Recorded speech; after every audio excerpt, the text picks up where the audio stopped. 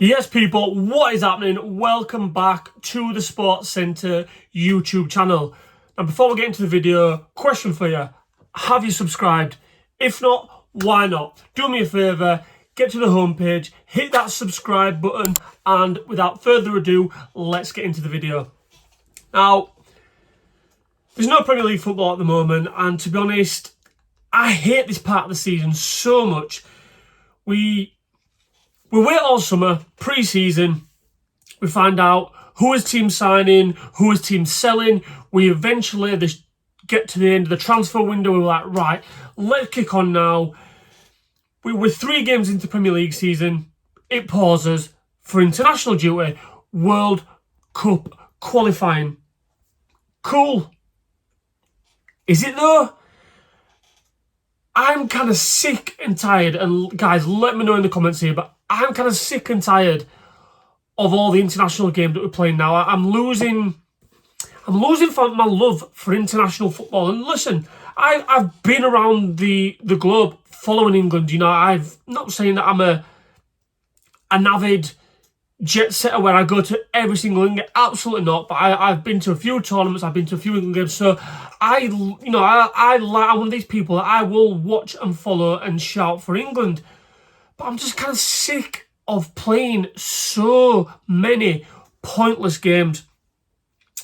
And what I mean by this is I've had a look through the groups. So unless my maths are completely shit, which is a strong possibility, but there's 54 teams in the group. So from Group A to Group L in the World Cup qualifiers at the moment across Europe. This is nothing to do with America or South America. Across Europe alone, there's 54 teams. Now, out of that 54 teams, 22 of those have never ever played in a World Cup. That's like 40% of the teams that are trying to qualify only in Europe. They've never been to one. So the proof's in the pudding that majority of these teams, your Andorras, your Latvias, your North Macedonias, Armenias, and this is no disrespect to those teams, no disrespect at all, because they just don't produce the talent to be able to compete against your likes of, not even England, Germany, not even like those, you know, you're talking maybe like your Hungaries, your Serbians, like people like that, Switzerland. They just they don't produce the talent to be able to compete. Now, I've got a theory, and one of them is that I hate doing this, but for the purpose of this video, I'm going to call them the lesser nations, and I mean no disrespect when I say that. But one of my theories is that these teams should have to play a qualifying tournament to get into the qualifying for the World Cup, if you like, because we complain about how our players are playing too much football, there's too many injuries, so on and so forth. Well, stop them playing so much football, stop them playing so many fucking pointless games against pointless opposition where 9 times out of 10, the game will be shit. Take England against, I think they're playing Andorra today. Andorra are probably going to come, sit back, make it difficult for England, and just try not to get embarrassed.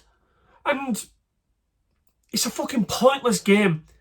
Because one, either England hammer them 3-4, 5-0 and everyone goes home happy, apart from everyone from Andorra.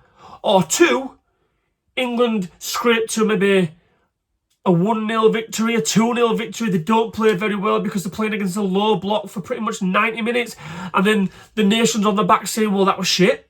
Which, we're all fans. That's what happens. So I think these teams potentially could, if we whittle these down, they could play a qualifying tournament before the actual World Cup qualifying tournament. Or another option would be group them together. So they don't, again, let's use Andorra as an example. Andorra obviously don't have the talent pool available to compete against the likes of England, Spain, Germany, so on and so forth. Cool. That's just how it is. But some of these teams, so I'm going to use Albania, North Macedonia, some of these teams, they border each other.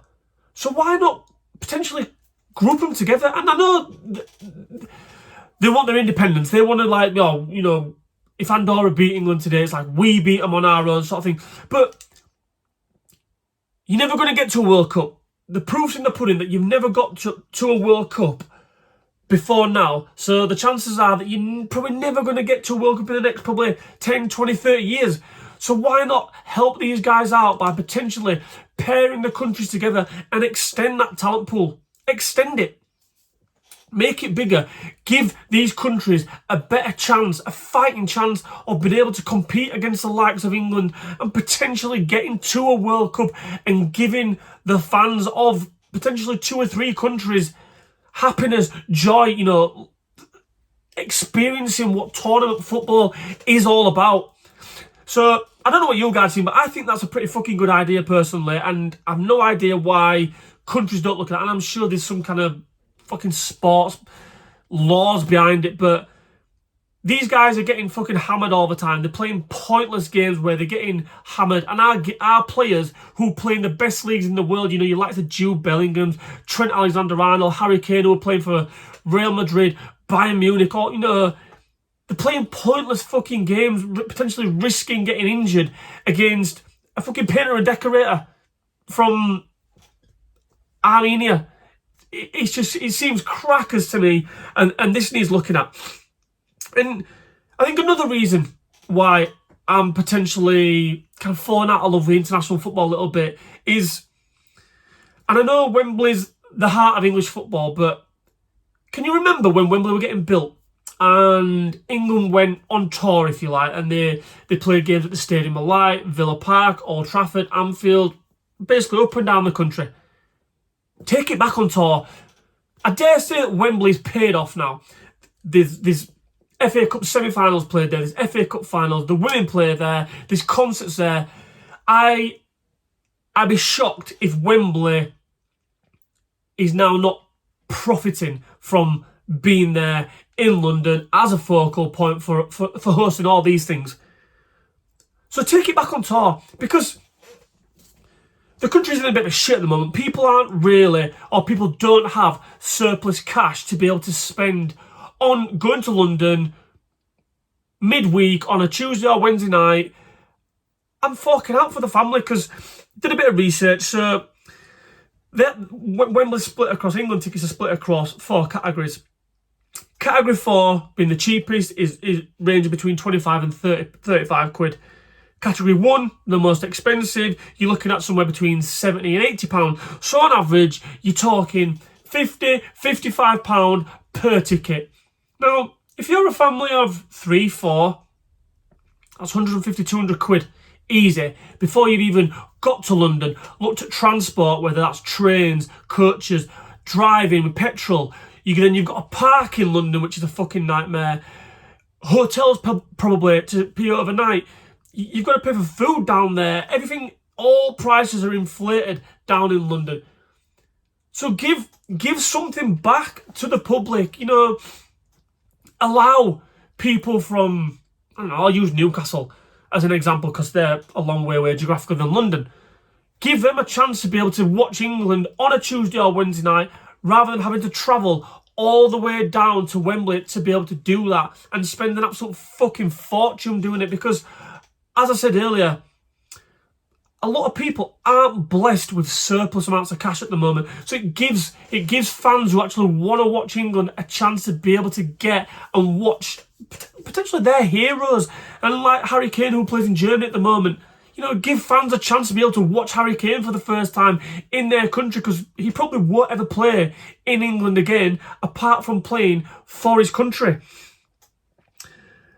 So yeah, that's another thing which I think England, or the FA should I say, need to look at, is potentially taking things back on tour. And another thing for me is the pointless friendlies. Now, again, I allude back to the Premier League kicks off. We have a break in September for friendlies. We play another 2-3 games. We have a break in October. We play another 3 games or 4 games, however many it is. I don't know the exact maths. And then we have another one in November. And then through December, Christmas time, right through to the end of the season, we pretty much have a clean sweep, or until we get into, I think it's March time or something like that as next international. But ultimately, we all get excited about the start of the new season, and then it's fucking broken up by international games. Some of them are World or Euro qualifiers, which is fine, but again, I've just alluded to some of these I think can be whittled down because some of the lesser nations, it's just fucking pointless. But next month, in October, yep, that's next month, we're in September now, I had to just double check then. In October, we break for another batch of international games, and one of these games is a friendly against Wales. Now, as much as I want to see England compete against the top opposition, Brazil, Argentina, stuff like that, I understand why it's Wales, because you're not expecting majority of the players who play in England to be flying here, there and everywhere, getting jet lagged, coming back tired, all that kind of stuff. But I was about to not play a fucking game, because the reason why we've got an international break is because I think we have 5 teams in our group? I can't remember off the top of my head. And we play, basically, we have a friendly against Wales, and then we have a qualifier, and I can't remember who it's against, fucking Albania or Slovenia, someone like. Anyway, that's not the point. But the point is, it's a fucking pointless international friendly. Now, the Nations League were brought in to minimise the amount of pointless international friendlies in the calendar. The Nations League was brought in so you play teams that are on a level playing field, if like that, are similar in rankings to you.